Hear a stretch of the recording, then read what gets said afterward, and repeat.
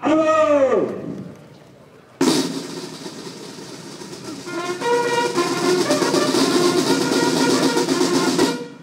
Présentez à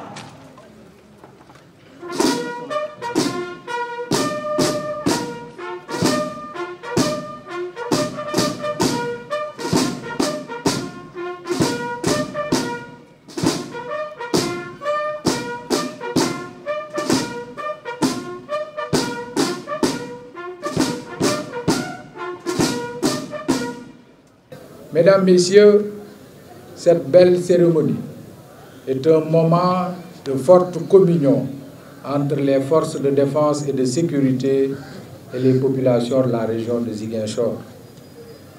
Elle nous donne également l'occasion de réaffirmer que les forces armées sont plus que jamais résolument engagées aux côtés des populations pour la défense du territoire, la sauvegarde de la paix et le développement de notre cher pays. Elle m'offre ainsi l'opportunité de magnifier le concept Armée-Nation, vécu au quotidien à travers des actions concrètes des armées au profit des habitants de toutes les localités de la région. À ce propos, je peux citer les multiples missions de l'armée menées dans le cadre de l'accompagnement du retour des populations déplacées de Casamance.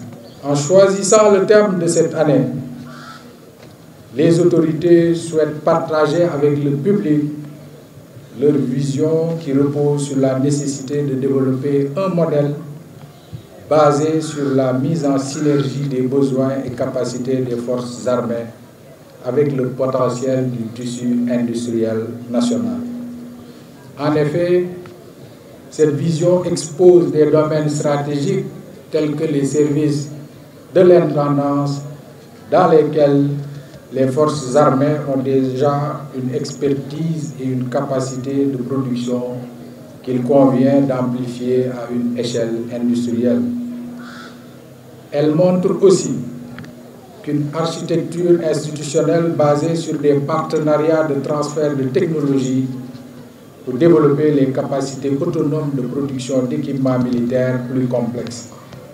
C'est le cas par exemple des usines de fabrication de munitions ou de montage de véhicules militaires.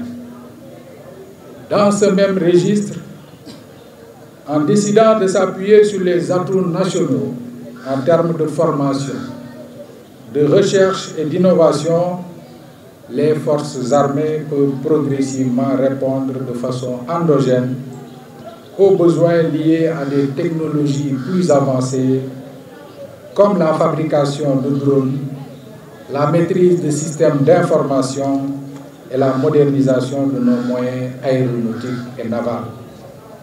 Enfin, le thème met surtout en exergue toute la pertinence du concept Armée-Nation, parfaitement symbolisé par les opportunités durables qu'offre l'industrie de défense, aussi bien pour le monde civil que pour le milieu militaire.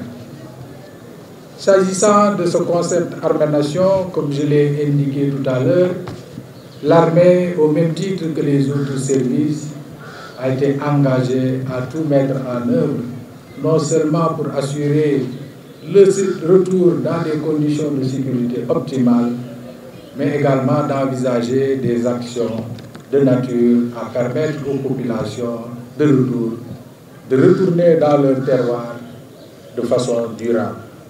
Pour toutes ces raisons, le choix du thème de cette année, qui s'intitule « Vers la souveraineté industrielle et technologique des forces armées », revêt un caractère pertinent dans le contexte national et international. Mesdames, Messieurs, honorables invités, pour terminer, je tiens tout particulièrement à adresser mes chaleureuses félicitations au colonel commandant la zone militaire numéro 5, maître d'œuvre de cette belle cérémonie, au colonel commandant la Légion de gendarmerie de Ziguinchor, ainsi qu'à tous les responsables de toutes les unités des forces de défense et de sécurité qui ont pris part à la journée des forces armées et qui nous ont gratifiés de cette belle prestation. Je tiens également à remercier les distingués invités et le nombreux public ici présent qui ont contribué à donner à cet événement un cachet populaire conformément aux souhaits de nos plus hautes autorités. Je vous remercie de votre aimable attention. Une section spéciale engagée pour les missions de sécurisation de la zone. La section est sous les ordres du lieutenant Mohamed Sen.